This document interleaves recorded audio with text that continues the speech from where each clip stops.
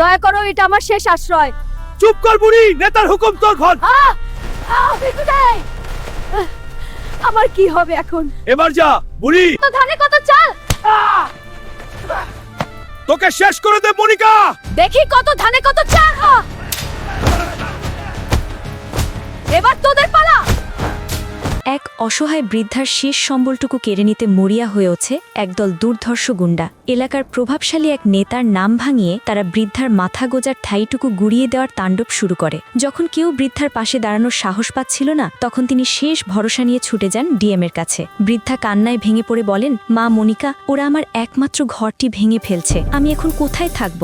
বৃদ্ধার আর্তনাদ শুনে এক মুহূর্ত দেরি না করে সাধারণ পোশাক পরেই ঘটনাস্থলে পৌঁছান মনিকা। অত্যন্ত শান্ত কিন্তু দৃঢ় কণ্ঠে তিনি গুন্ডাদের উদ্দেশ্যে বলেন, ভাই, এই বৃদ্ধা মার তো আর কোনো মাথা গোজার জায়গা নেই, কেন আপনারা ওনার ঘর ভাঙছেন? দয়া করে ওনার ওপর একটু করুণা করুন, উনি বড় অসহায়। কিন্তু গুন্ডাদের সর্দার উল্টো মনিকাকে হুমকি দিয়ে আক্রমণ করতে এলে শুরু হয় আসল সংঘাত। একে একে 7-8 জন সশস্ত্র গুন্ডার ওপর ঝাঁপিয়ে পড়েন মনিকা। নিজের দুর্দান্ত কৌশলে এবং সাহসিকতায় তিনি প্রতিটি গুন্ডাকে কুপকাত করে ফেলেন। মুহূর্তের মধ্যেই সেখানে হাজির হয় পুলিশের স্পেশাল ফোর্সের একটি দল। মনিকা সেই গুন্ডা সর্দারের কলার চেপে ধরে হুঙ্কার দিয়ে বলেন, থানার সভাপতি হোক আর যেই হোক, আইনের ঊর্ধ্বে কেউ না, এবার তোদের আসল জায়গা হবে অন্ধকার জেলখানায়। কিন্তু আমার কষ্ট একটাই, তোমরা লাইক কমেন্ট শেয়ার করো না। ও আমাকার কাজকে ভালোবাসলে ভিডিওটি শেয়ার করো।